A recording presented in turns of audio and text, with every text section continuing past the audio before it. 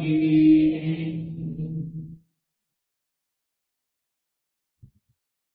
ओम नमो भगवते वासुदेवाय।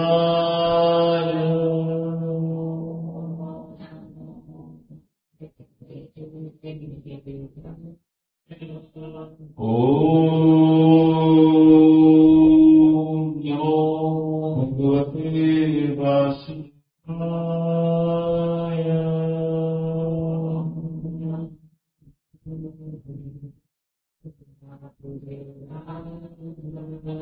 ओम नमो भगवते वासुदेवाय।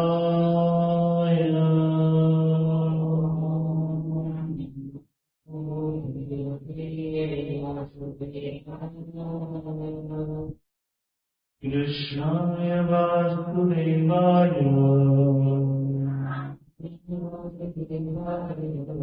देवकी नंदनाय च नन्दगोपकुमाराय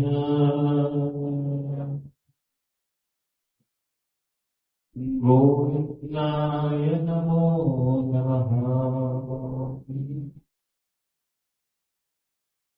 हे कृष्ण करुणा सिंधु दीनबन्धु जगत्पते गोपेश गोपीकान्त राधाकान्त नमोऽस्तुते।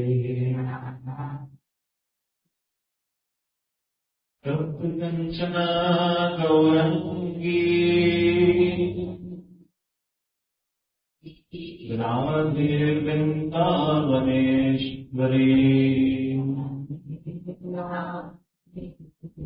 विश्वभानुसुतदेवी प्रणमामि हरिप्रिय। श्रीकृष्ण चैतन्य प्रभु नित्यानंद श्री अद्वैत गदाधर श्रीवासादि गौर भक्त वृंद। हरे कृष्ण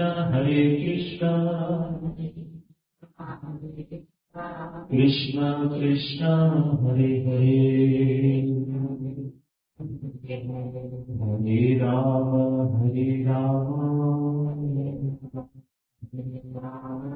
राम राम हरे हरे हरे कृष्ण कृष्ण कृष्ण हरे हरे हरे राम राम राम हरे हरे।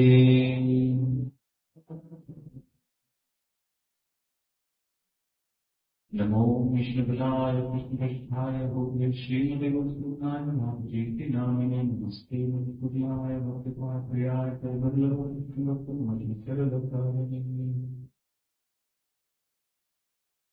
श्री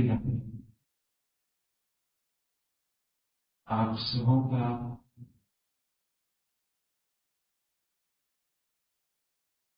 श्री वृंदावन धाम के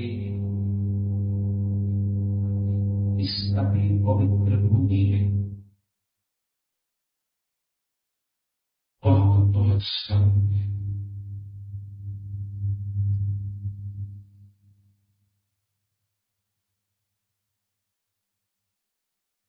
इस समय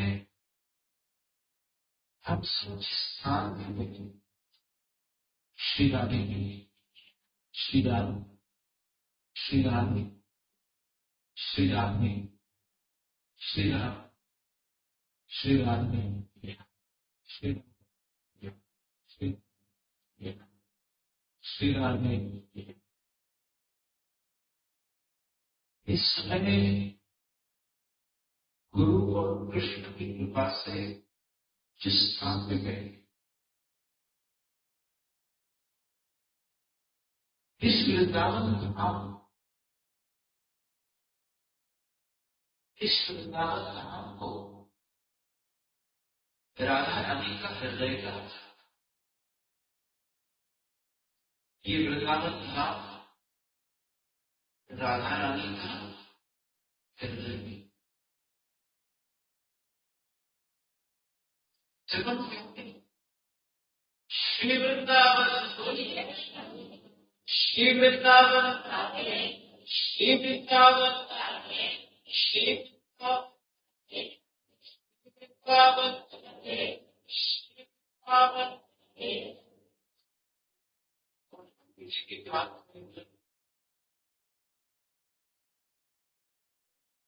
वृंदावन सुनते ही हरे कृष्ण कृष्ण कृष्ण हरे राम हरे हरे हरे कृष्ण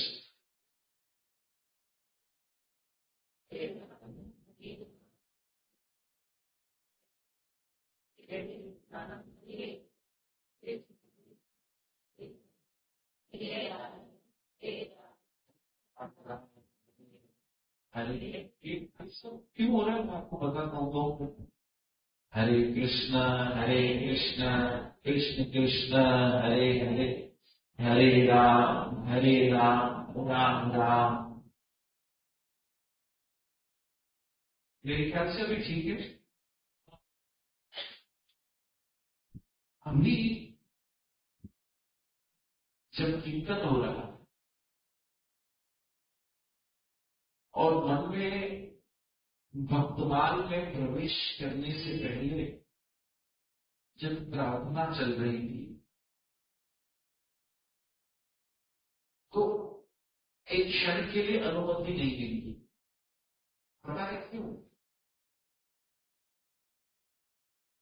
क्योंकि आपको पता है हम एक जगन्नाथ जी के साथ छोटे से हमेशा रहते हैं। वो इस समय कमरे में है। तो कथा जब कीर्तन करते करते जब कीर्तन अंत हुआ, जगन्नाथ सिंह का तो मैं भक्तों की कथा, तो एक भगवान की कथा कौन सुनते हैं? बोलिए, भक्त सुनते हैं। तो भक्तों की कथा कौन सुनता है? भगवान सुनता है। मुझे कमरे में, इसलिए मैंने किशोरी से कहा जहां और जगन्नाथ जी लेकर आओ, वो मिस कर रहे हैं, वो बुला रहे हैं कि उनको इन कथा सुननी। जय जगन्नाथ, जय जगन्नाथ। और इसलिए शुरू भी नहीं करने दे रहे कथा, मैं आ जाऊं फिर शुरू कीजिए। इसलिए हम इस समय कहाँ विराजमान है? श्री वृंदावन, श्री वृंदावन, श्री वृंदावन। लोग बसे पहली बार वृंदावन आए हैं। देखिए, एक बात मैं आपको बताऊं, आपके भाग खुले हैं कि वृंदावन आए, जगन्नाथ जी आ गए। आइए 2 मिनट जगन्नाथ जी का कीर्तन करते हैं जब तक जगन्नाथ जी विराजमान हो।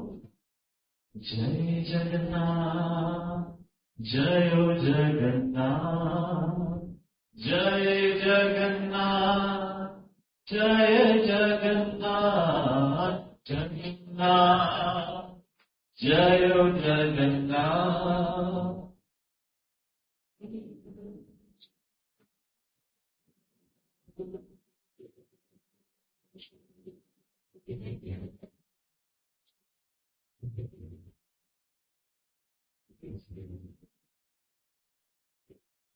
जगन्नाथ स्वामी नयन पतगामी, नयन पतगामी भावा तुझे।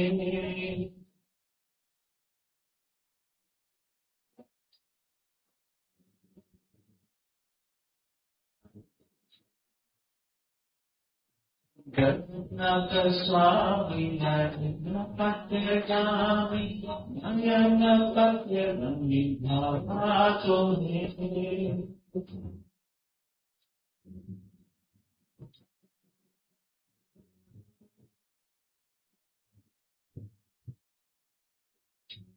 जय जगन्नाथ जय जगन्नाथ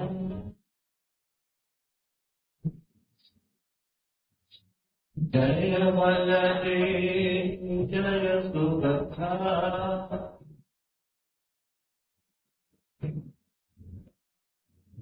जगन्नाथ जय जगन्नाथ जय जगन्नाथ जय जगन्नाथ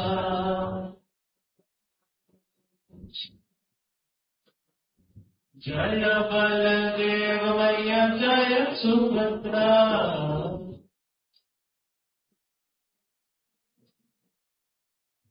जय बलदेव मैया जय सुभद्रा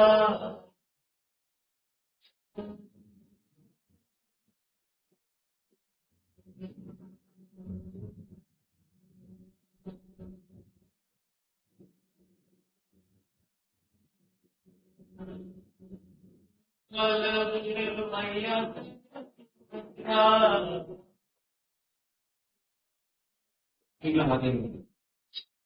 बोली जगन्नाथ बलदेव सुभद्रा मैया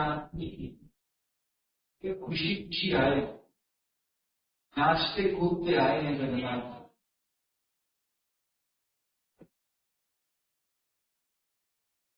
तो आइए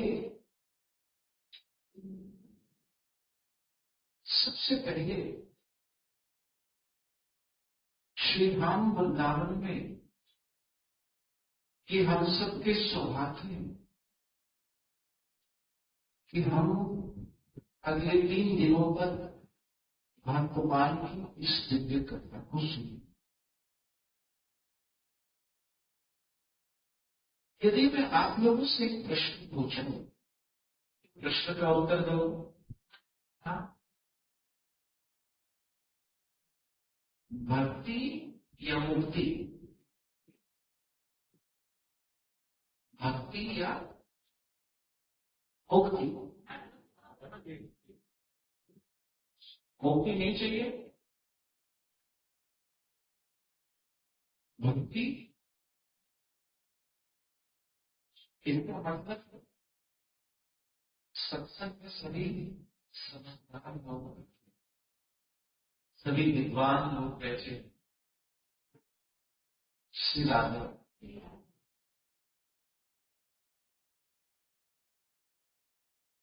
क्योंकि मुक्ति पाना सहज है, मुक्ति पाना बड़ा आसान है। हमारे शास्त्रों में तो कहा गया है कि यदि अंतकाल के समय जीव होकर किसी ने गंगा जी की एक बिंदु भी रख दी तो भी मुक्ति मिल जाती, क्योंकि जीव पापों से मुक्त हो जाता है। और यदि हम वैष्णव हैं तो हम गंगा जी की पवित्रता पर जरा भी शंका नहीं कर सकते। गंगा जी अत्यंत पवित्र करने वाली है, जीवों को मुक्ति प्रदान करने वाली, इससे हर बिंदु धर्म को मानने वाले के घर में गंगा जी जरूर होता है। मुक्ति प्राप्त करने के तो अनेक साधन हैं। आपने कई बार एकादशी की कथा भी सुनी होगी कि इस एकादशी का व्रत पालन करने से इसे मुक्ति मिल गई, या माता तुलसी की सेवा करने से इसे मुक्ति प्रदान हो गई। यानी कानी जप पानी परीक्षण पदे पदे, तो पद पद पर मुक्ति प्राप्त होगी। ब्रह्म हत्या के पाप से जीव मुक्त हो जाता है। इसलिए मुक्ति प्राप्त करने के तो अनेक साधन बताए गए हैं। लेकिन जो सबसे अत्यंत दुर्लभ वस्तु, जो भगवान बड़े विचार से, बड़े बोध से किसी को प्रदान करते हैं, वो भक्ति है। मुक्ति पाना सहज है, विश्वास कीजिए इस बात को, लेकिन भक्ति पाना ये अत्यंत दुर्लभ है। क्योंकि मुक्ति में क्या करता है, मन को कुछ भी नहीं करता, वो तो इससे अत्यंत, उनका नाम ही इतना पवित्र है, उनके चरणों से निकली गंगा भी इतनी पवित्र है कि वो सहज में ही जीव को मुक्ति दे सकते। लेकिन भक्ति के लिए गोविंद को एक बहुत ही महत्वपूर्ण वस्तु भक्त को देनी पड़ती, और वो बताए क्या है, भक्ति में कृष्ण को, भक्त को क्या देना पड़ता है? कभी सोचा है कि भक्ति दुर्लभ क्यों है? ऐसा आप भी विचार कीजिए कि आप जो है यहाँ इस समय जो बैठे हैं, यदि हृदय में ठाकुर जी के प्रति थोड़ा सा भी भाव प्रकट हुआ है, कहीं दिल के कोने में, लेकिन थोड़ा बहुत ही सही, मैं ये नहीं कह रहा कि मीरा जैसा कोई भाव आ गया हो, प्रहलाद जैसा कोई भाव आ गया हो, ध्रुव जैसा कोई भाव आ गया हो। यदि हृदय के किसी कोने में आपके विचारों में, आपके चिंतन में कृष्ण है, समझिए यह एक बहुत ही दुर्लभ बात है इस तरह।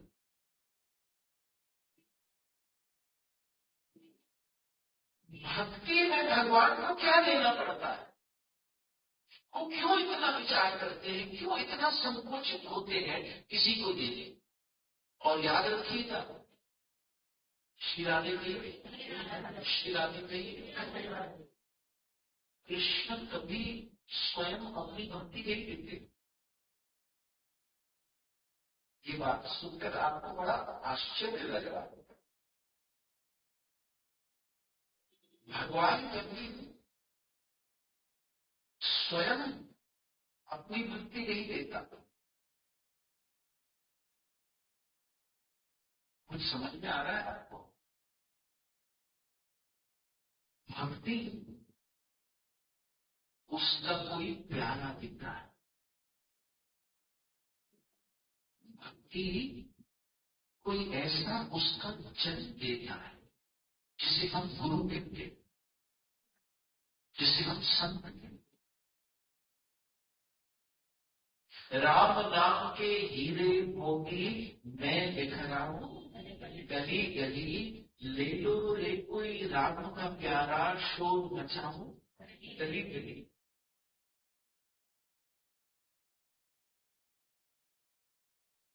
भक्ति देने में इतना संकोच इसीलिए होता है क्योंकि भक्ति में भक्त को क्या प्राप्त होता है? भक्ति में भक्त को स्वयं ठाकुर जी प्राप्त हो जाता। भक्त में क्या मिलता है हमें? कृष्ण मिलता। भक्ति का प्रसाद क्या है? बोलिए बोलिए बोलिए बोलिए। मैं कई बार आप लोगों से ये बात कह चुका हूं, शायद फिर कहने का मन हो रहा है। सोचिए जरा, विचार कीजिए। लोग कहते हैं कि भगवान को पाने के असंख्य रास्ते। आप मानते हो इस बात को कि भगवान को पाने के कई रास्ते? ऐसे सुना है आपने भी, और शायद हमने भी सुना होगा कि भगवान को पाने के कई रास्ते, और उसमें से भक्ति भी एक रास्ता है भगवान को पाने। मानते हो? ऐसा आपने सुना है? आप मानते हो इस बात को? चलिए, गुरु कृपा से इस बात के बारे में, इस विषय पर जितना चिंतन करता हूं, मुझे ये प्रेरणा आती है कि भक्ति भगवान को प्राप्त करने का रास्ता नहीं। कुछ अजीब लग रहा है ये सुनकर। भक्ति भगवान को पाने का रास्ता नहीं है। जैसे 2 मिनट सोचिए कि जो ध्यान करते, मेडिटेशन करते, वो भगवान को पाने का रास्ता हो सकता, क्योंकि अभी वो ध्यान लगा रहे और वो क्या कर रहे हैं? ध्यान लगा रहे। जैसे ब्रह्मा जी ने जब ध्यान लगाया था सबसे पहले, तो क्या वो जानते थे भगवान कौन है? वो ये नहीं जानते। उन्होंने 10,000 वर्षों तक जब समुद्र में से ठप ठप इस ध्वनि को सुना तो 10,000 वर्षों तक तप किया, अपने स्रोत उस कमल के अंत को ढूंढने का प्रयास किया। मतलब यहां क्या जा रहा है? भगवान को ढूंढा जा रहा है। ध्यान के माध्यम से भगवान को ढूंढा जा रहा है, क्योंकि पता नहीं जानते। लेकिन जब बात भक्ति की करते तो भक्ति मार्ग भगवान को ढूंढने का मार्ग नहीं, या भगवान को पाने का रास्ता भी नहीं है। भक्ति तो वो रास्ता है, वो मार्ग है जो भगवान के मिलने के बाद का उत्सव। भक्ति में भगवान हमें मिल जाते हैं और मिलने के बाद जो खुशी, जो एक उत्साह है, एक लौल्यम है, एंथुसियाज्म है, एक सेलिब्रेशन है उसी भक्ति की। आप देखिए, नंद बाबा और जशोदा को कृष्ण मिल चुके थे, वो ये मिले थे, और मिलने के बाद हुआ नंद महोत्सव। हे नंद के आनंद भयो, थोड़ा पालकी,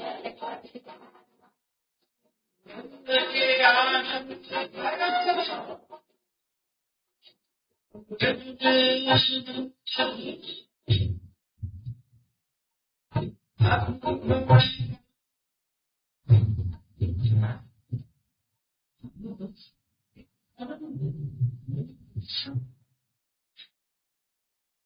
भगवान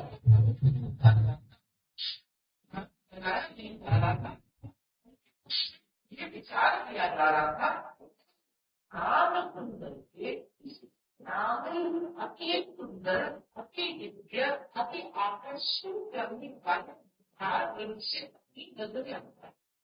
इससे ध्यान आता है, हर कोई झूम रहा था, हर कोई नाच रहा था, हर कोई गा रहा था, क्योंकि भगवान की प्राप्ति होगी।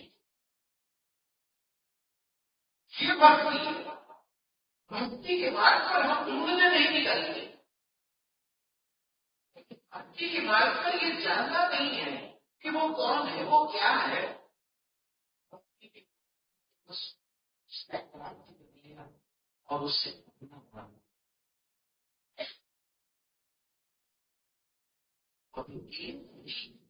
मेरो तो गिरधर गोपाल, दूसरो न कोई, जाते सन मोर मोहन मेरो। इसलिए भक्ति वो सर्वश्रेष्ठ पद है, जिसके लिए गीता में भी कृष्ण कहते हैं कि भक्तोसी प्रियोसी भी। गीता कृष्ण ने आप इस बात पर जरा विचार करेंगे प्लीज 2 मिनट। कि भगवत गीता कृष्ण ने किसे सुनाई, क्यों सुनाई? लोग ये कहते हैं कि गीता कर्म योग का शास्त्र, तो ये बोलते हैं, या गीता में कृष्ण ने ध्यान योग सिखाया, कर्म योग सिखाया। लेकिन अगर ध्यान और कर्म योग ही सिखाना होगा तो उस काल में, अरे उस द्वापर युग के काल में ऐसे कई ध्यानी ज्ञान योगी तपस्वी थे जिनको कृष्ण गीता का ज्ञान देने के लिए चुन सकते थे। लेकिन कृष्ण ने किसे चुना? क्यों चुना अर्जुन को? दोषी प्रयोगशी मीठ। अर्जुन, मैं तुम्हें ये इसीलिए सुना रहा हूं क्योंकि नंबर 1 तुम मेरे भक्त हो, तुम मुझसे कभी द्वेष नहीं करते। नंबर 2, 2 कारण थे कृष्ण ने अर्जुन को चुना। तुम मेरे भक्त हो, तुम कभी मुझसे द्वेष नहीं करते। और 18वें अध्याय के अंत में तो कृष्ण ने अर्जुन से कह दिया कि ये ज्ञान कभी अभक्तों को सुनाना भी मत, ये ज्ञान कभी अभक्त को मत सुनाना। जो जो मुझमें श्रद्धा नहीं, उन्हें सुनाना ही मत।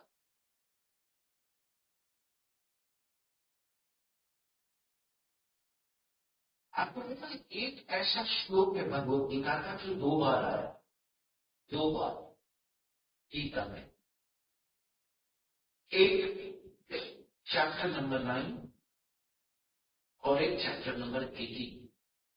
मतलब गीता जब बिल्कुल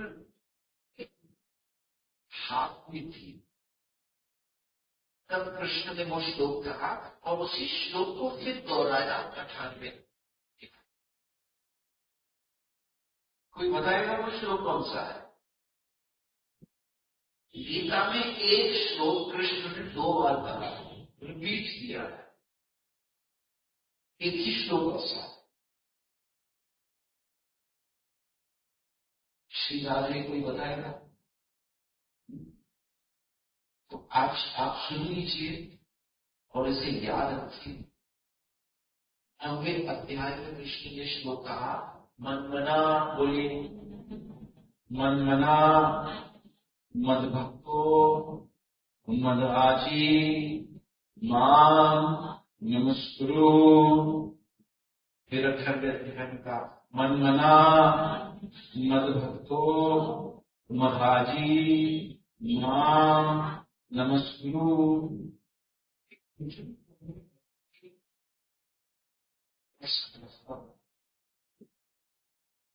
जिससे परे और कुछ है ही नहीं, और वो क्या है? मेरे भक्त। मन मना मद भक्तो मद आचरण, मेरे भक्त। क्योंकि ऐसा करने से वो वापस मेरे पास आ जाए, वापस आ जाए। भगवान को देने वाला एक भक्ति ही हो सकता है। 3 B's याद रखिए, 3 B's। B फॉर भक्त, B फॉर भजन और B फॉर भगवान। सबसे पहले जीवन में, अगर आज हम सबके जीवन में कृष्ण है तो कहीं हम सबके जीवन में सबसे पहले कोई भक्त आया ही होगा।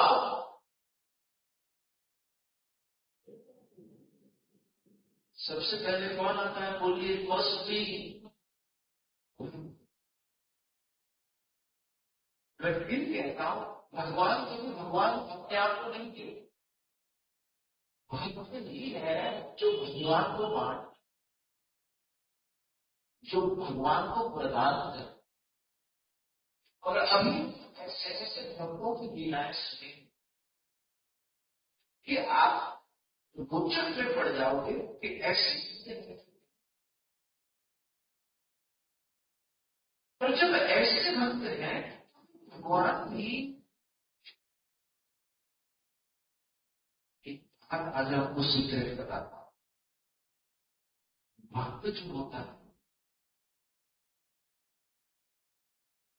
वो भगवान का चिंतन करता है। बोलिए करता है, बोलिए आप सबको जानते हो कृष्ण राधे राधे कृष्ण। आपसे करते मैं तो कहता हूं, तो जब साथ में बैठे, जैसे मान लीजिए आप 4-5 लोग साथ में बैठे, आपने शुरुआत किसी की बात से, लेकिन घूम फिरकर यदि आप उन बातों को कृष्ण पर नहीं लाते और उन बातों को बात करते करते आपकी आंखों में चमक नहीं आती, आपके चेहरे में मुस्कान नहीं आता, तो समझ लीजिएगा अभी अंदर अभी तभी हमने कि ये तो गीता में ही कृष्ण बोध में परस्परम। मेरे भक्त क्या करते हैं, परस जब बैठते हैं बातें करते हैं तो वो मेरी ही बातें करते हैं, उनके पास कोई और विषय ही नहीं होता। संत कबीर ने कहा, लोभी को प्यारो दाम। बोलिए, जब 2 लोभी व्यक्ति बैठेंगे, लालच से भरे, जिनका दिमाग चलता रहता है 1 2 का 4 कैसे करूं, आज 50 आए, 50 का 1 कैसे बनाऊं, 1 का 2 कैसे बनाऊं, 2 का 4 कैसे बनाऊं, जिनका दिमाग बस उसी डायरेक्शन में चलता है, वो 2 व्यक्ति जब बैठेंगे क्या बातें करें। लोभी को प्यारो दाम, वो सिर्फ दाम की बातें करें, पैसों की बातें करें। कामी को प्यारो काम, कि 2 कामी व्यक्ति बैठे जो सर से पैर तक काम से भरे हुए हैं, तो वो काम की बातें करें। लोभी को प्यारो काम, कामी को प्यारो काम, माता को प्यारो बालक। 2 माएं साथ बैठेंगी तो बच्चों की बातें कि मेरा बच्चा ऐसा है, मेरा बच्चा ऐसा है, छोटे ने ऐसा किया, बड़े ने ऐसा किया, ये इतना बड़ा हो गया, वो उतना बड़ा हो गया, उनके पास ये विषय। लोभी को प्यारो दाम, कामी को प्यारो काम, माता को प्यारो बालक, लेकिन संत को प्यारो राम। जब 2 संत प्रवृत्ति के लोग बैठे तो वो मात्र हरि कथा और हरि चर्चा करेंगे, क्योंकि जब हम कृष्ण के बारे में बातें करते हैं, बोले कृष्ण कृष्ण कृष्ण, तो सुनने वाला भी पवित्र होता है और बोलने वाला भी।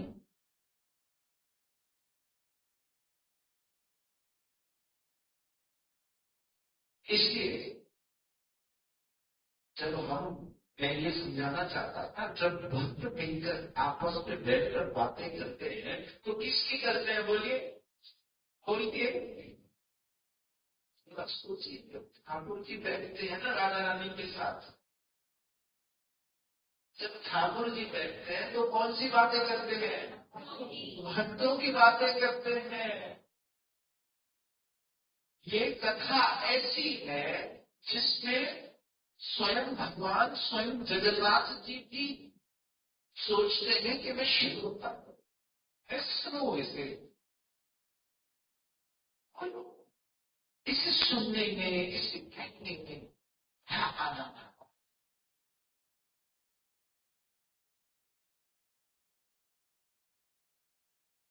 गोस्वामी तुलसीदास जी ने कहा,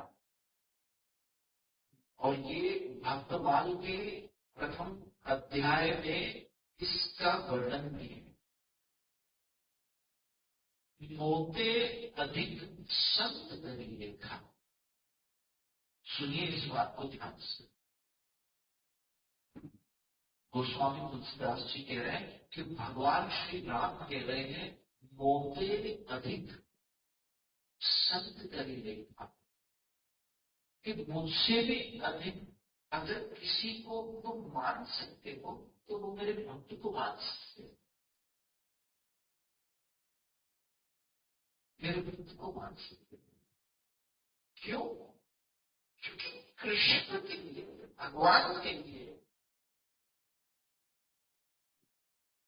फिर भी धर्म अधर्म है।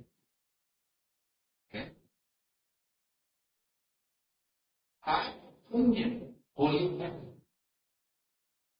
ये सब उसी ने बनाया है। लेकिन जो भक्त होता है, जो वैष्णव, जो हृदय में अत्यंत करुणा लेकर आता है, वो ये नहीं देखता कि सामने वाला अधर्म कर रहा है या धर्म कर रहा है, और निष्पक्ष होकर उसे भगवान हरि नाम भगवान। आप सोचिए, यदि हमारे परम गुरुदेव श्रील प्रभुपाद जी महाराज अगर अमेरिका नहीं गए होते या गए होते और उन्होंने देखा होता कि ये तो सब मांस खाने वाले हैं, नॉनवेज खाने वाले हैं, सब माया में बिल्कुल गिरे हुए हैं, और सोचते थे नहीं, इनके पास मैं कैसे जाऊं, इनसे मैं कैसे बात करूंगी। वो जो गुरुदेव है वो कृष्ण की कृपा की मूर्ति बनकर जाते। मतलब जब कृष्ण कृपा करते हैं तो वो किसी भक्त के द्वारा कृपा, इसीलिए गुरु को कहते हैं कृष्ण कृपा मूर्ति। और हम सब बड़े भाग्यशाली हैं कि हमारे जीवन में कृष्ण की कृपा मूर्ति स्वरूप परम पूज्य श्री मधुसूदन बाबू जी आए। बोले बाबू जी सरकार की, क्योंकि हम भी न जाने के इंसान हो, वो आए तभी आज हम यहाँ बैठे, तभी आज हम यहाँ। नहीं तो हम क्या जाने कौन थी राधा, हम क्या जाने कौन था कृष्ण, कौन थी राधा। संसार को भोगने का पक्का था इरादा। तो जीवन में सबसे पहले कोई आता है तो वो फर्स्ट भी आता है, और वो है मत का आता है। एक छोटी सी कथा सुना।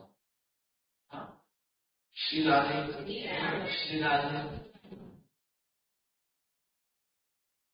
एक व्यक्ति था जो चोर था, और उसने एक चोरी की और भाग रहा था पुलिस से। भागते देखो पीछे पुलिस आ रही है, पुलिस आ रही है, पुलिस आ रही है। उसमें ऐसी एक भीड़ भाड़ने वाली जगह मिली जहां पर हरि कथा चल रही थी। देखा कि एक संत हरि कथा कर रहे हैं, कृष्ण कथा कर रहे हैं, ऐसे भीड़ बैठी है, उसके बीच में जाकर बैठ गया। अब वो किस इंटेंशन से क्या था, बोलिए? पुलिस कोई पता नहीं था भगवान क्या होता है, कथा क्या होती है, कृष्ण क्या है। लेकिन देखिए, अगर अनइंटेंशनली भी किसी बात का संग मिलता है, ये कंटेक्स्ट समझना जरूरी है। नहीं तो भगवान से भी कथा किधर लगी। मैं आपको बताऊंगा, धन्ना सेठ अर्थात भक्त धन्ना की ये कथा है। आप सुनोगे, अरे भाई बड़ा मजा आया, और चले जाओगे। अरे भक्त त्रिलोचन की ये कथा है, आप सुनोगे चले जाओगे। चोखा मेला की ये कथा आप सुनोगे चले जाओगे। लेकिन वो भक्त जीवन में परिवर्तन हमारी कैसे, ये भक्तों का चरित्र सुनने पढ़ने की अनुमान से को भी बोलते हैं। समझिए, वो चोर था, चोरी के भाव से या पुलिस के डर से भाग रहा था, छूटना चाहता था, सत्संग में जाकर बैठ गया। और उसी क्षण जो संत वो कृष्ण के अति सुंदर, अति लावण्य, द मोस्ट मैग्निफिसेंट फॉर्म के बारे में बता रहे।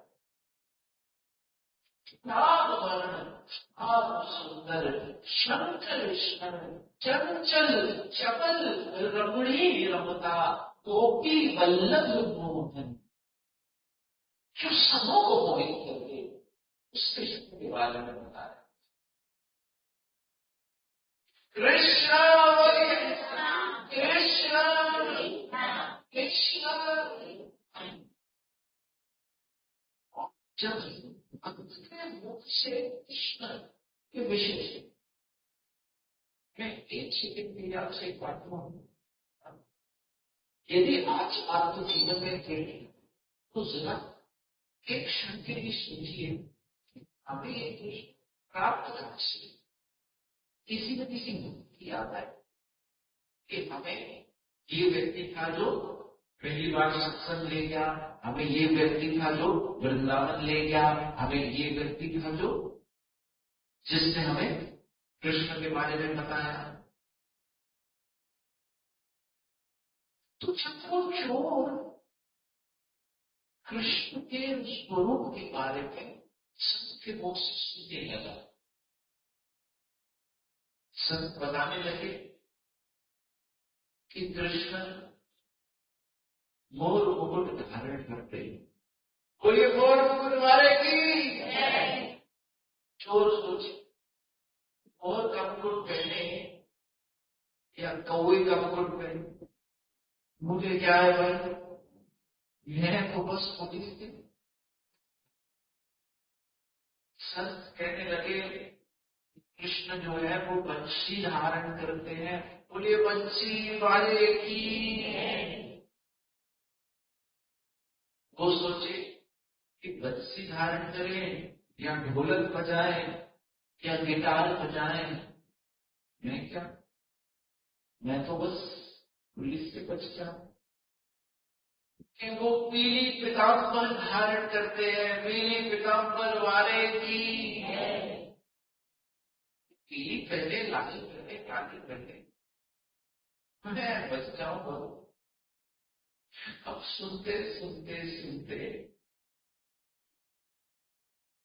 संत ने कहा, कृष्ण के गले में वैजयंती माला, जिस पर नील मणि लगे, स्वर्ण के बड़े मोटे मोटे कंगन हैं सोने के। अब चोर मतलब की बात आ गई, जैसे ही सोने के कंगन सुने तो उसी समय चोर का ध्यान कहां चला गया, कृष्ण। सोने के कंगन, कहा कृष्ण के श्री चरणों में अति सुंदर दिव्य मणियों से जड़ी हुई स्वर्ण, ये भी सोने की पायल है। अब तो चोर की लालच बढ़ गई, क्योंकि पायल भी सोने की, कंगन भी सोने की, गले में माला है उसमें भी सोने है, महिला है, कीमती जेंट्स है, डायमंड्स है, सब कुछ। यदि मैं नहीं हूं तो मैं तो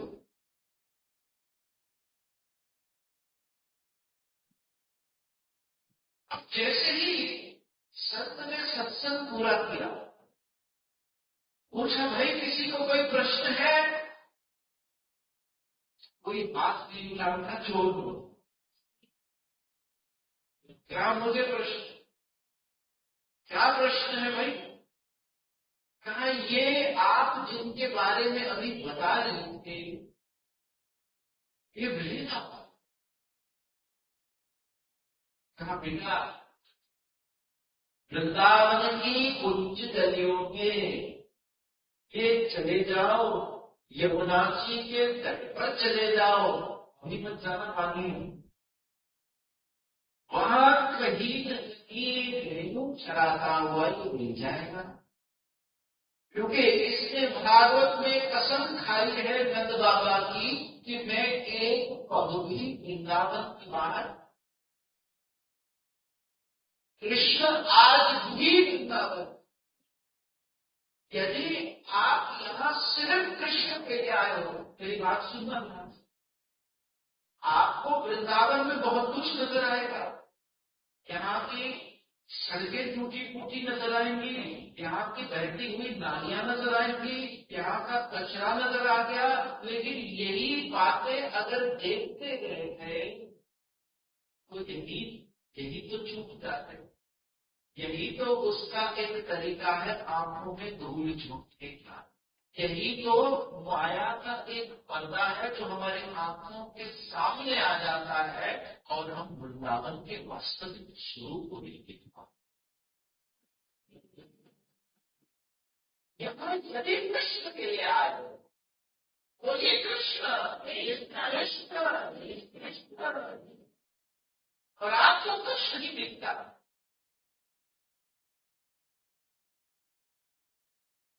एक बार एक भक्त, एक ब्रजवासी बिहारी जी के मंदिर में पहुंचा, बोले बाके बिहारी लाल की, क्या सौभाग्य है हमारे कि हम उसी की गली में बैठकर उसके भक्तों की कथा कर रहे हैं। मेरा विश्वास मानिए वो अपने मंदिर से कहीं खिसक कर यहाँ आकर इस कथा में जाता, तो बड़ा आनंद आता। बाके बिहारी के लिए तो ये प्रसिद्ध है कि वो मंदिर में बैठना नहीं चाहते, वो तो आ गया था। एक ब्रजवासी पहुंचा, बड़ी भीड़ थी, धक्का मुक्की था। तो वो ब्रजवासी आया इसलिए देखिए ब्रजवासियों का भाव, ये भक्त का अपनापन है जो वो भगवान पर जताते। वाले बंसी वाले, हम यहाँ तेरे लिए क्यों आए हैं बताओ? अरे तुझे देखने नहीं आए हैं, मुझे पता है। तो मंदिर से निकलकर भाग जाता है, बाहर धूप पड़ी है, बाहर बड़ी खून लगी है, तुझे बहुत तकलीफ होगी, तू बाहर जाता है भक्तों की रज छानने, इसलिए हम ही चले आए, ले ले इससे हमारे इतना अपना, ऐसा भाव, ऐसा विचार।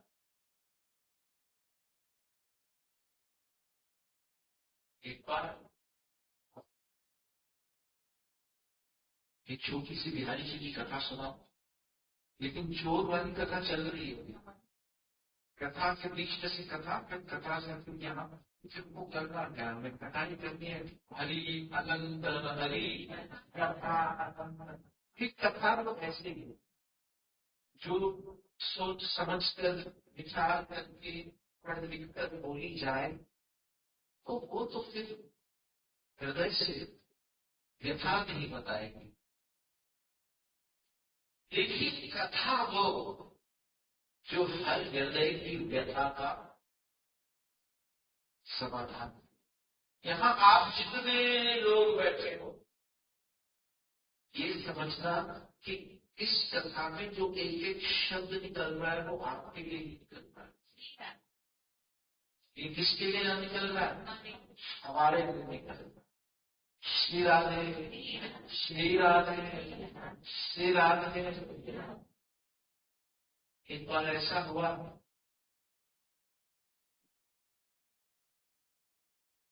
बाके बिहारी लाल के मंदिर में एक भक्त आया। ये कथा आती है ब्रज के भक्त में, और वो भक्त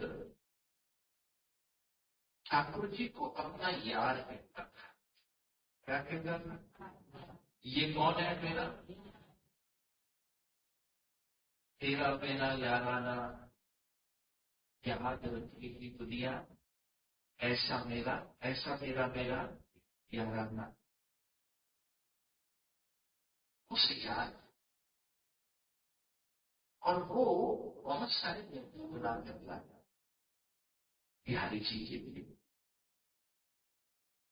जैसे बड़े बड़े भाव से अगर चीखने चिल्लाने या पुकारने लगा था किसी को, चीखना चिल्लाना तो फिर अच्छा शब्द नहीं है, वो तो पुकार नहीं।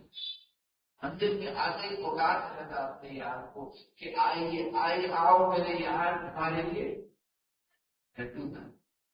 लड्डू खाया। अरे यार कब आओगे, अरे कब आओगे, अरे कब आओगे यार तुम्हारे लिए लड्डू। सब लोग सोचे कि बेचारा कितना ज्यादा समझता नहीं है कि ये मूर्ति, ये लड्डू जो हम भोग लगाते हैं ये भोग लगाने के लिए होता है, उसके बाद हम ही खाते। ये ठाकुर जी थोड़ी खाते। श्री राधे में आया, पुकारने लगा, लोग हंस पड़े। ठाकुर जी के भोग का समय हुआ। पुजारियों ने भी बड़ी मजाक उड़ाई कि ये थोड़ा, एक बात तो बताऊं,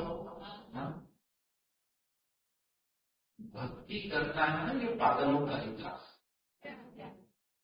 ये सियारा व्यक्ति नहीं कर सकता। प्यार प्यार एक पागल ही कर सकता, सियारा तो व्यापार कर सकता है। मंदिर पहुंचा, 11 रुपए की थाली लेकर लाइन में खड़े रहकर और मनोकामना कर दी 11 लाख की, ये व्यापार है। और वो भी किससे व्यापार कर रहे? नंद को लालो बड़ो व्यापारी, सोच समझ के सौदा दीजो। वो जो व्यापारियों का भी वो जैसों को तैसा है, उसके सामने हम जाकर यदि मनोकामना करें तो फिर ये तो सियाने लोगों का ही काम। एक पागल तो दूर से ही पहचाना जाता है। श्री राधे कहिए। एक पागल जो होता है, हर दिल जो प्यार करेगा वो जाना जाएगा, दीवाना सैकड़ों में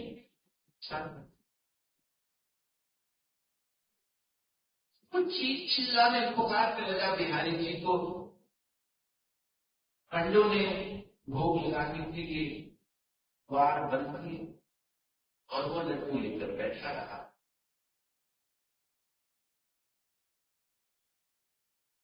गोविंद मेरो है, गोपाल मेरो है,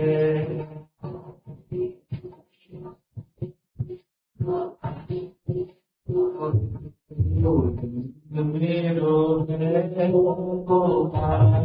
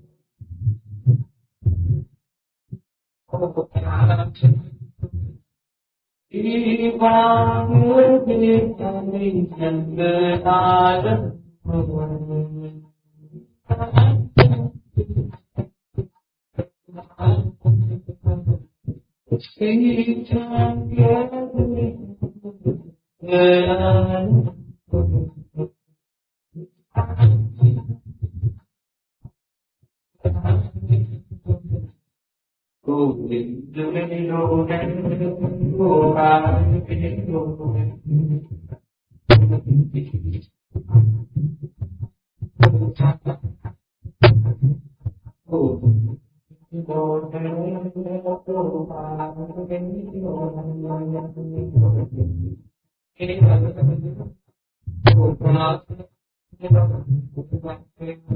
मिलो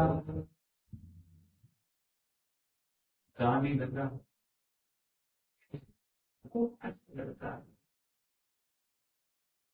और जो लड्डू का पात्र को लाया था उस लड़के ने अपने नन्हे नन्हे हाथ उस पात्र में डाले और 2 लड्डू उठाए। उठा ही रहा था इसकी नजर पर और उसने झट से उसके हाथ पकड़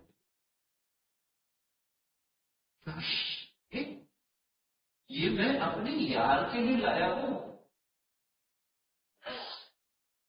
लड्डू वापस रखो, मैं अपने यार के लिए लाया। अब देखिए इस स्थिति में सामने भोग अर्पण जो भोग पधराए गए वो पधराकर अब पुजारियों का समय आ चुका था कि वो वापस द्वार को और उसी समय यहां पर इस भक्त के साथ एक छोटा बालक बैठकर उसी के पात्र से लड्डू उठाना। जब इसने कहा कि ये मैं अपने यार के लिए लाया हूं तो वो छोटा बच्चा कहता है अरे जरा मेरी तरफ देख, जरा मेरी आंखों में देख और बता कि मेरे अलावा तेरा और कौन यार है, कौन और तेरा। और वहां पुजारी जब दरवाजा खोल लिए और उनके दरवाजे खुले क्योंकि ठाकुर जी तो यहां बैठे थे। बोले जब वो हाथ पकड़ के बैठा था तो ये बालक कहता है अभी मेरे हाथ छोड़ दे, मुझे जाते थे, अगर मैं समय पर पहुंचा नहीं तो बहुत गड़बड़ होगा। पुजारी आपस में विचार विमर्श करें, एक दूसरे को कहें कि भाई भीतर तो कोई था ही नहीं, हमने अंदर भोग लगाया, बाहर से कुंडी लगाई और बाहर से भी कुंडी खोल रहे हैं तो ये द्वार खुद यहाँ वो अपने हाथ छुड़ाने की कोशिश कर रहा है और ये भी कहने लगा बड़ी बड़ी मुश्किल से हाथ आया है कि योगियों के हाथ आता है, ध्यानियों के याद आता है। आज सरस्वती बीना बजा बजा के थक गई, भोलेनाथ तलाश में मेरा ध्यान कर करके थक गए, ब्रह्मा जी वेद पढ़ पढ़ के लेकिन तू किसी के सामने आता नहीं, मेरे सामने आया है तो उस थोड़े से बालक अपने उस आंखों को जोर झटका और दौड़ कर भीड़ में गायब अंदर आठ हो गया। यहाँ पर ये भक्त चिल्ला कर कहता है दोनों एक बार जरूर खुलेगा, जैसे ही पुजारी को द्वार को खोलते हैं तो बाप को बिहारी के हाथों में 2 लड्डू होती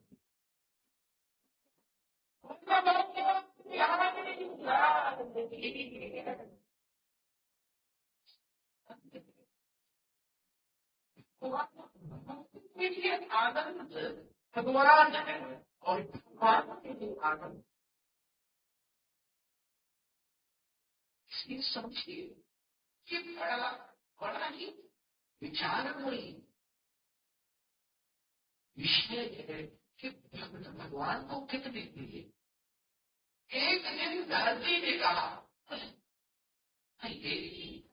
किसने कहा वहां धरती ने कहा, लोग आपस में चर्चा करने लगे भाई सबसे बड़ा कौन है, कौन है सबसे बड़ा। तो लोगों ने कहा हम धरती वहां पर है, हम पहाड़ को कहें नदियों को कहें उससे बेहतर है, सबसे बड़ी कौन है बोलिए धरती। तो सबने कहा कि धरती बड़ी, धरती बड़ी, लेकिन धरती बोली मैं काहे की बड़ी, मैं तो शेषनाग के सर पे पड़ी। धरती कहाँ विराजमान है? शेषनाग के शीश पर विराजमान है। तो सबों ने कहा चलिए सांप बड़ा, नाग बड़ा हो गया, नाग बड़ा, नाग बड़ा, नाग बड़ा।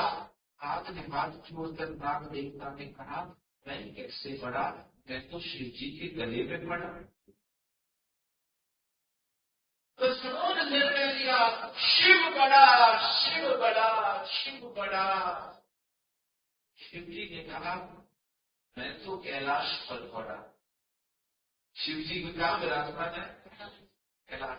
तो सबों ने कहा चलो कैलाश बड़ा, कैलाश बड़ा, कैलाश बड़ा। कैलाश पर्वत ने कहा मैं कैसे बड़ा, मैं तो रावण के सिर पर पड़ा। रावण ने कैलाश को अपने सर पर उठा लिया। अब कहा अच्छा रावण बड़ा, रावण तो बोले बड़े पहलवान रावण बड़ा। एक अहंकारी व्यक्ति तब होता है जब उसके अहंकार को बढ़ावा।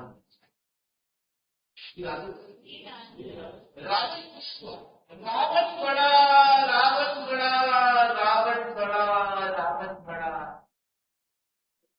एक भाषा निकाले रावण कैसे बड़ा, वो तो राम के चरणों में बड़ा। बिल्कुल सही आगे पति पर आकर राम बड़ा, बोलिए राम बड़ा, राम बड़ा, राम बड़ा।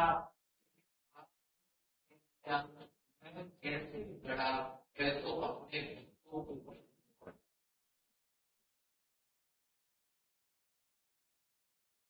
यही बात है। जो भक्ति बड़ी दुर्लभ है, यदि भक्ति किसी को दे तो भगवान उसकी वश में आना पड़ता है। और मुझे इसीलिए पहली कथा जो स्मरण हो रही है वो भक्ति गंगा की हो। श्री राधे श्री राधे श्री राधे। चोर की बात पूरी करें, याद है?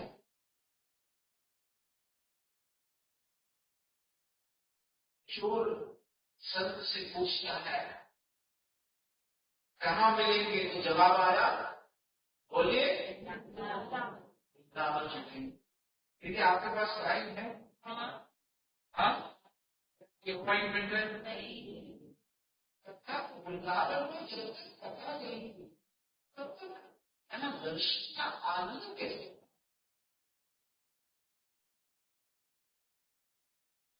तो उसने पूछा कि चलिए आपने बता दिया है, अब नाम भी बता दीजिए कि किस नाम से मिलेगा। तो संत ने कहा कोई उसे कृष्ण कहे, कोई गोविंद कहे, कोई गोपाल। तो चोर बड़ा सतर्क हो गया और उसने नाम भी बहुत कृष्ण, गोविंद, गोपाल। आप भी बोलिए कृष्ण, गोविंद, गोपाल। बोले कृष्ण, गोविंद, गोपाल, कृष्ण, गोविंद, गोपाल। बोलिए कृष्ण, गोविंद, गोपाल। बोलिए कृष्ण, गोविंद, गोपाल। बोलिए। चोर निकला सत्संग से, जैसे ही पुलिस चली गई, चोर सत्संग से निकला, सीधा बस में बैठा वृंदावन। वृंदावन की बस में बैठा, नाम याद करने का पूरा प्रयास किया। कृष्ण, गोविंद, गोपाल, कृष्ण, गोविंद, गोपाल, कृष्ण, गोविंद, गोपाल। ये होता है कि जब हम कुछ याद कर रहे होते हैं तो कोई हमें आकर बात भी करता है, हम कहते हैं बात मत करना। तो बस में पास में जो बैठा था वो कहता था कोकी खाएगा, पापड़ खाएगा, तो कृष्ण गोविंद, कृष्ण गोविंद, क्योंकि नाम याद कर रहे थे, पानी के भी कृष्ण गोविंद गोपाल। अब चोर नाम में भूल जाए, इसकी वजह से वो जप करता है। क्या हो रहा है उससे?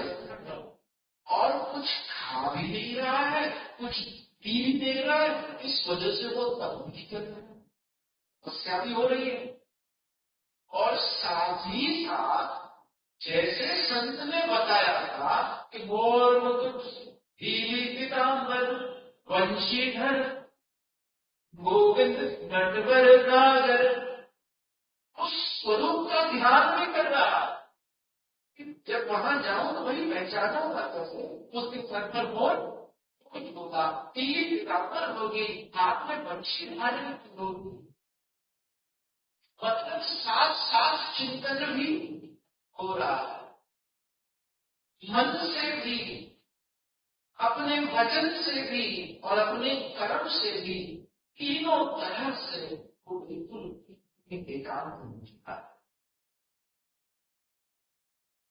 कृष्ण गोविंद गोपाल, बोलिए कृष्ण गोविंद गोपाल, कृष्ण गोविंद गोपाल, कृष्ण गोविंद गोपाल कहते कहते बस से उतरा वृंदावन।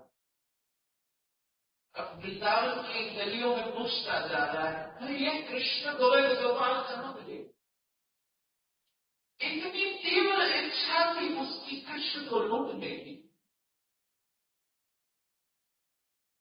आप किसी भी प्रकार की तीव्र इच्छा लेकर मेरे ठाकुर के पास जाइए, उसे वो इच्छा पूरी करनी पड़ती है। गीता में कह दिया है, ये यथावाम प्रबंधन बुझाओ, मेरे पास भाव से आओ, प्रयोजन भाव से बात नहीं जाओ। इस लाइक का मिरर, एक आईने के सामने आप अगर हाथ दिखाओगे तो हाथ ही नजर आएगा, और पूरे के पूरे आ जाओगे तो पूरे के पूरे नजर आओगे। ऐसे विश्व को जिस भाव से आप चिंतन करते वो उसी भाव से आपके सामने मूर्त प्रकट, यहाँ उसकी तीव्रता बढ़ती जा रही है कि जल्दी मिले, जल्दी मिले, जल्दी मिले। और ठाकुर भी वहां बैठा बैठा सोच रहा है, कोई तो आया है आज बजट नोट करने, कोई तो आया है बड़ा तीव्र सबसे पूछता फिर रहा है गलियों में, अरे कहाँ मिलेगा कृष्ण गोविंद गोपाल? एक साधु ने कह दियो, अरे भैया चले जाओ जमुना जी के तट पर, वही तुम्हें चढ़ाता हुआ, कन्यों को चढ़ाता हुआ तो कृष्ण गोविंद गोपाल बन जाए। साधु की शब्द थे, बिल्कुल वैसा नहीं हुआ। वो चोर चला गया यमुना जी के तट पर, चारों तरफ नजर घुमाता है, दूर उसे धूल उड़ती हुई नजर आती है।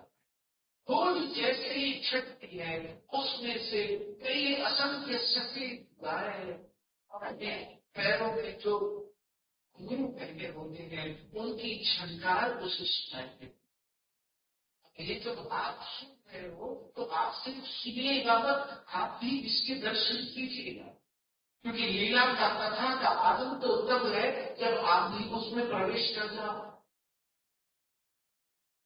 धूल छटते ही उसे सफेद सफेद गौ माताएं नजर आती है, गौओं का झुंड नजर आता है, उनके पैरों में जो घुंघरू, गले में जो घंटियां बजी थी, वो घंटियों की ध्वनि उनसे निकलता हुआ स्वर सुनाई देता है, और उसी के बीच उसे वो मधुर बंस और मन में उसकी परिचय की दत्ता है। नजर वही टिकी थी, गौओं के बीच में से मंद मंद मुस्कुराता हुआ गोपाल नजर आता।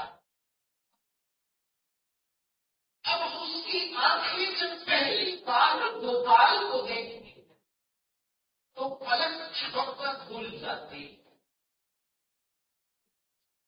बांसुरी बजाता बजाता मंद मंद मुस्कुराता वो कन्हैया उसके बिल्कुल सामने आकर खड़ा हो जाता है। देखिए कैसा तीव्र भाव था, चोरी का भाव था, तीव्रता थी, लेकिन भगवान को आना पड़ा। ये था एक संत का कुछ क्षणों के लिए संग करने का प्रभाव, कि आज वो चोर भी किसके सामने खड़ा है। बोलिए बोलिए, कुछ क्षणों के लिए भी, पल भर के लिए भी मुझे प्यार कर ले, अरे झूठा ही सही, मैं तेरे सामने सच्चा खाने को तैयार। श्री राधे, श्री राधे।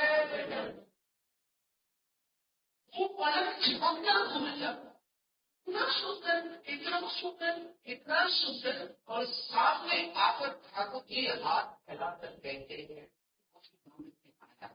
ये लूट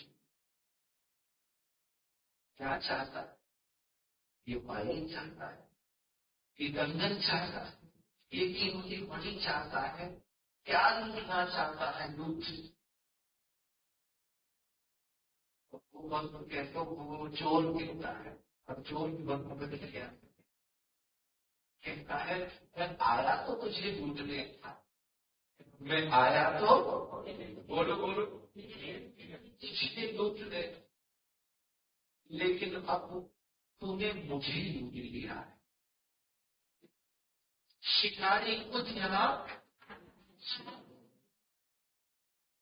ये क्या गजब हुआ, ये क्या सिद्ध हुआ। श्री राधे,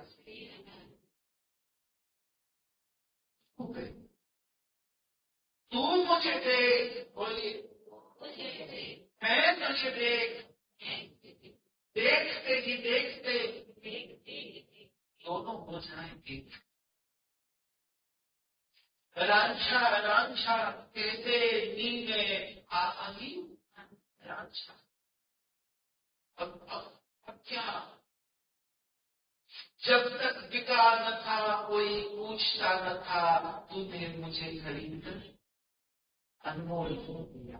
अब तूने ही मुझे ले लिया, अब मैं ही अनमोल हो गया तुझसे। श्री राधे, चोर के यहाँ अगर चोरी करने जाएंगे तो यही होगा। श्री राधे, क्योंकि ये जो ठाकुर थे ना, इसे वाचन चोर तो नाम दिया गया है, सच में तो ये चित्त चोर है। ये क्या है, औरों के चित्त को चुराने वाला चोर, चुराने वाला चोर। तो देखिए सबसे पहले इस चोर के जीवन में क्या आया, बोलिए द फर्स्ट बी। इसके जीवन में सेकंड बी आया, कृष्ण गोविंद, मतलब भजन। हमें क्या देता है, भजन देता है, और भजन हमें भगवान से भजन मिलता है। हरे कृष्ण कृष्ण कृष्ण हरे हरे, हरे राम राम राम हरे हरे। और फिर भजन से हमें भगवान मिलता, भजन करता करता जब एक चोर भी भक्त के सानिध्य में रहकर कुछ देर आया, तो उसे भी भगवान मिले।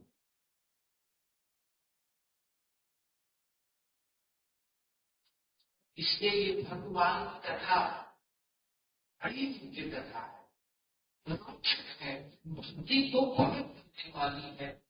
उनका जब चरित्र हम पढ़ते सुनते, तो ये हमारे अंदर उस प्रकार की अगाध भक्ति का जन्म कर।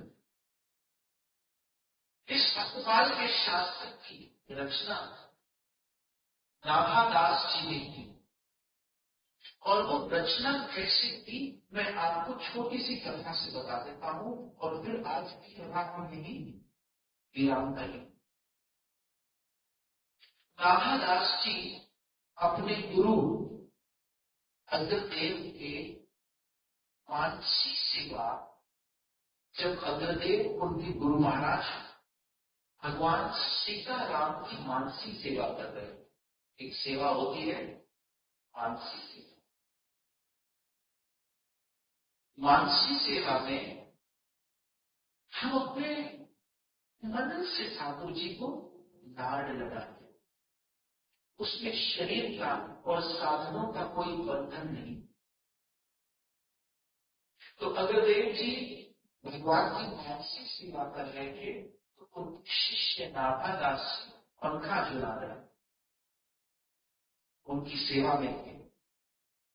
ऐसे में अगर देव जी के एक शिष्य जो कहीं दूर नाव में जा रहे थे, वो एक भवंडर में बस सुनिएगा ध्यान से,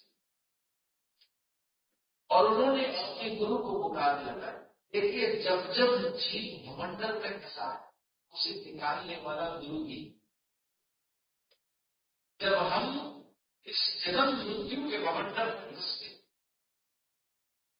एकमात्र वो गुरु महाराज होंगे जो हमें उस भवंडर से निकाल। और इसके दर्शन जो सेवा कर रहे थे नाभादास जी और उनके गुरु, अपने देव गुरु से बनाता इसका अटूट संबंध है। जहां गुरु ने जो विचार किया वो शिष्य को समझ में आ जाना चाहिए कि मेरे गुरु को इस चीज की आवश्यकता है। इस धंधे का एक बड़ा सुंदर रिलेशन है गुरु शिष्य। इसमें गुरु और शिष्य बिल्कुल आत्मा से जुड़ जाते। इसलिए नाभादास जी भले अपने गुरु की सेवा कर रहे थे, लेकिन उनके जो शिष्य मंडल में फंसे थे, जो अपने गुरु को पुकार रहे थे, और नाभादास जी को भी पता चला और उनके गुरु महाराज देव को भी पता चला। लेकिन नाभादास इस समय वो मानसिक सेवा कर रहे थे, वो सेवा करेंगे तो उनकी सेवा पूरी। इसलिए नाभादास जो पंखा झुला रहे थे, ऐसे दोष के लिए वो जो मंडल के बीच फंसा था, दो क्षण के लिए वो पंखा झुलाते झुलाते हरिनाम लेते लेते हरे कृष्ण कृष्ण कृष्ण हरे हरे, हरे राम राम राम हरे हरे, हरे कृष्ण कृष्ण कृष्ण हरे हरे, हरे राम राम राम हरे हरे, हरे कृष्ण कृष्ण कृष्ण हरे हरे, हरे राम राम हरे हरे, हरे कृष्ण कृष्ण कृष्ण हरे हरे, हरे राम राम हरे हरे। उस भवंडर की तरफ पंखा बुलाने लगे और वो भवंडर जो तीव्र हो रहा था उस पंखी से दूर हो और वो शिष्य बचकर बाहर गए। ऐसे पंखा झुलाते झुलाते हरिनाम लेते लेते फिर अग्रदेव जी के पास आए, और अग्रदेव जी ने जैसे ही अपनी समाधि को विराम दिया, मानसी सेवा को विराम दिया, तो नाभादास से पूछते हैं, मेरे वो शिष्य का क्या हुआ जो मुझे पुकार रहा है? तो गुरुदेव, आप उसकी चिंता मत कीजिए, आपकी कृपा से और हरिनाम के प्रभाव से, आप ही के द्वारा दिए हुए मंत्र से वो शिष्य बिल्कुल सुरक्षित है और अपने धन पहुंच चुका है। तब उनके गुरु अग्रदेव ने कहा, तुम वो सब कुछ देख पा रहे थे नाभादास? हाँ। उनके गुरु समझते कि ये पूरी तरह मुझसे जुड़ चुका। जब शिष्य अपने गुरु से पूरी तरह जुड़ जाता है ना, तो वो समय आ जाता है जब गुरु उससे कुछ एक महान कार्य करवाने के लिए तैयार है।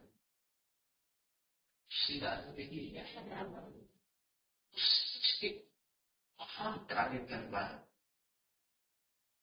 तो नाभादास जी से उनके गुरु अग्रदेव कहते हैं, तुम मेरी एक सेवा करोगे? गुरुदेव, आप भी तो सेवा करने के लिए, अगर तुम भक्तों की कथाओं को, तो के जीवन चरित्रों का गान करो। राधादास जी चिंता में आ गए, ये कौन सी बात कह दी हम? ये कहा होता कि रामचरित्र सुनाओ तो अभी पूरी रामायण सुनाती होती। ये कहा होता कि कृष्ण चरित्र सुनाओ तो भागवत महापुराण की कथा करती होती। आपने ये कैसा कठिन कार्य दे दिया कि पूरी जिंदगी में बात करो।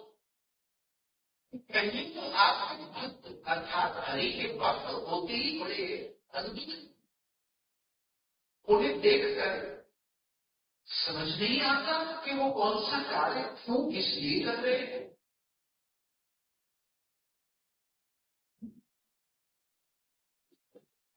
अगर आप वर्तमान देखो तो उसमें एक कसाई भक्त की भी कथा आती है, एक कसाई के भक्त हो सकता है। सेवा कसाई की कथा यदि आप सुनो तो आपके रोग खड़े हो। भक्तों की बड़ी अद्भुत लीला है। इसके हमारे परम गुरुदेव श्री भक्तिनाथ सरस्वती महाराज कहते हैं कि भक्तों को कभी आंखों से मत देखना, समझ नहीं पाओगे, उन्हें कानों से देखना, अर्थात जो वो कहते हैं वो सुनना। ऐसी अद्भुत अद्भुत लीलाएं हैं। अलाए केवे राधिया, अलाए छावे राधिया, पता नहीं वो कब किससे जुड़ जाए, किसका हो जाए, किसका अपना बन जाए, कौन उसे अपने उस प्रेम डोर से वश में कर ले।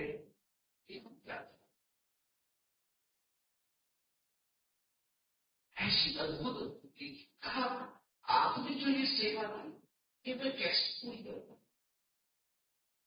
क्योंकि अगर रामचरित्र तो रामायण है, कृष्ण चरित्र तो भागवत है, लेकिन उनकी दूर सर पर हाथ रखते गुरुदेव जी नाभाजी के सर पर हाथ रखते, कहा मैं तुम्हें आशीर्वाद दे रहा हूं, जिस भक्त का तुम स्मरण करोगे, जैसे यदि तुमने संत मीराबाई का स्मरण तो स्वयं वो भक्त तुम्हारे पास आएगा और अपना सारा चरित्र दिखलाकर जाएगा और तुम बोलेंगे।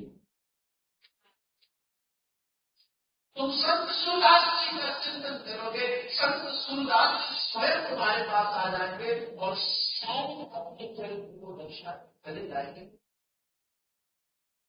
कैसा आशीर्वाद आवाज। और इसी से राधा जी जब भी चिंतन करने बैठते तो भक्तगण आते और अपना चरित्र बतला कर जाते। राधा जी ने शास्त्र की रचना की, श्री भगवान ने, और फिर इस शास्त्र को विस्तार में समझाया और इस पर टीका की गई प्रियादास जी द्वारा। प्रियादास जी एक दिन भगवान श्री चैतन्य महाप्रभु को पुकार रहे थे, उनका कीर्तन कर रहे थे। महाप्रभु आए और महाप्रभु ने ये आज्ञा प्रियादास जी को दी कि भजन करते करते तुम्हारा भजन सिद्ध हो गया है। इसलिए प्रियादास जी जो नाभादास जी चरित्र लिखा उसको और विस्तार में और वो शास्त्र की रचना हुई भक्तमाल के रूप में। बोली भक्तमाल ग्रंथ की अद्भुत शास्त्र। इसलिए मुझे सबसे पहले जो कथा स्मरण हो रही वो हुई भक्ति धन्ना। धन्ना भगत आपने सुना होगा। धन्ना कौन था? एक जाट था, बड़ी छोटी सी उसकी उम्र थी। छोटी सी उम्र में उसने ये देखा कि एक दिन उसके घर पंडित जी आए, एक ब्राह्मण आए और अपने साथ एक शालिग्राम चूड़ा लाए। शालिग्राम की जब धन्ना ने पंडित जी को, ब्राह्मण जी को सेवा करते हुए देखा तो उसका मन बड़ा आकर्षित। ब्राह्मण जी कहते, बेटा धन्ना जरा ये कर दो, बेटा धन्ना जरा ये लेकर आओ, जरा जल लेकर आओ। तो धन्ना रोज आकर खड़ा होता सेवा।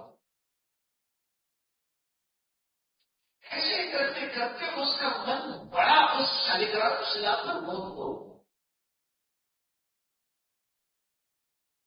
धन्ना 3 दिन तक उस ब्राह्मण के साथ शालिग्राम की सेवा करते रहे। जब तीसरे दिन वो पंडित जी उठे और वापस अपने गांव जाने लगे, शालिग्राम जी को लिया तो भक्त धन्ना रोने लगा। आंखों में आंसू आ गए, जैसे छोटे बच्चे उनका कुछ कोई ले जाए तो रोने लग जाते हैं और हाथ पैर मारने लग जाते हैं। ऐसा धन्ना की स्थिति हो गई कि अरे ये शालिग्राम तुम कहां ले जा रहे हो, ये मुझे चाहिए। अरे कोई खिलौना नहीं है, कोई खेलने की वस्तु नहीं है, कि तुम क्या कह रहे हो।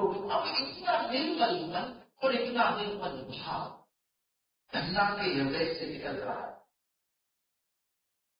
इतना रोए जा रहा था, लेकिन पंडित जी को जाना था शालिग्राम लेकर, वो देकर तो नहीं जा सकते, तो आगे क्या होगा ये हम कल पर छोड़ देंगे। बड़ी करना आइएगा जरूर। आज थोड़ी सी देर होगी मुझे लगता है, लेकिन कल आप सबसे विनम्र प्रार्थना है कि हम जल्दी 4 बजे तक आकर यहाँ एकत्रित हो जाए और इस भक्तिमान कथा का पूरी होगी। अभी कितना हो, 6 बज गए। 6 बज गए तो हम 4 बजे यदि कथा आरंभ करें तो कई चरित्रों के अंदर प्रवेश कर सकते हैं। क्योंकि अभी तो मुझे सिर्फ आज के दिन तो ये समझाना था कि भक्ति करना क्यों है। भगवान की नजरों में भक्त क्या है, इसलिए कृष्ण भक्ति इस संसार की सर्वश्रेष्ठतम, इससे बढ़कर और कुछ है ही नहीं। इससे बढ़कर कोई ऐसी वस्तु नहीं है जो हमें प्रदान हो सकती है, हमें मिल सकती है। और जब इन भक्तों का चरित्र हम सुनेंगे तो आप देखिए कि कैसे भक्ति देवी आकर हम सबको आशीर्वाद दी। उसके बाद मैं बात कहूं, मुंबई में हम सबके जीवन में सारे टेंशन थी। कोई है बच्चों के हैं टेंशन, परिवार का है, पति का है, पत्नी का है, बोलिए। लेकिन ये कथा आपको क्या कर है, एक दुनिया है जो कहाँ है, बोलिए बोलिए। लेकिन ये कथा, ये कीर्तन आपको एक नई दुनिया देगी, जिसको कहते हैं भाव। जो ये कथा आप सुनोगे, मैं चाहता हूं आप उनके बारे में चिंतन करते रहो, सोचते रहो, विचार करते रहो। और मैं कहता हूं, अगर सिर्फ इस ग्रंथ में से, पुराण में से नरसी चरित्र हमने ले लिया, अगर सिर्फ भक्त नरसी का चरित्र सुनने बैठ गए तो 3 दिन तो छोड़िए, 1 हफ्ता कम पड़ जाएगा सिर्फ नरसी चरित्र। इतना अद्भुत चरित्र और इतनी अद्भुत लीलाएं भक्त इसे भाव पास करते रहने, बोलिए। सिर्फ उसमें से भी एक दिन या सिर्फ इतना समझाने में कि भक्ति का महत्व होता है, ताकि हम भक्ति का महत्व समझ पाए। और मैं सच कहता हूं, भगवान बड़ा आनंद ले रहे हैं इस कथा का, ठाकुर बड़ा आनंद ले रहे हैं। आप भी आनंद लीजिए। कल हम कितने बजे आएंगे? 4 बजे आएंगे और भक्त गंगा की कथा को आगे बढ़ाएंगे। और उसके बाद देखते हैं इस तत्काल में से और क्या क्या माल निकलता है। तो आइए आज के सबको यही विराम देते हैं। कल सुबह 7 बजे उठते हुए 7 बजे हम सब दर्शन के लिए चलेंगे। तैयार होकर कहाँ मिलना है?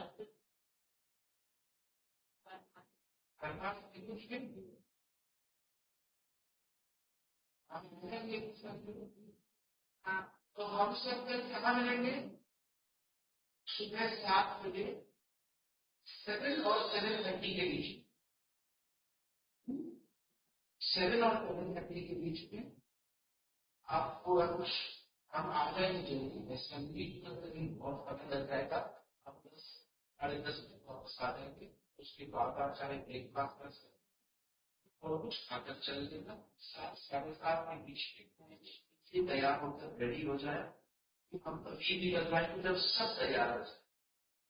फिर हमें एक दिन बरसाना भी जाना है, हमें एक दिन नंदगांव भी जाना है, हमें मथुरा जन्मभूमि के दर्शन भी करने हैं। इसलिए कल पहले देखना कि कल कितने लोग समय पर आते हैं, तो उस हिसाब से आगे शेड्यूल सेट करना पड़ेगा। जिस दिन बरसाना जाना है उस दिन जल्दी निकलना पड़ेगा। तो कल कितने बजे मिलेंगे हम?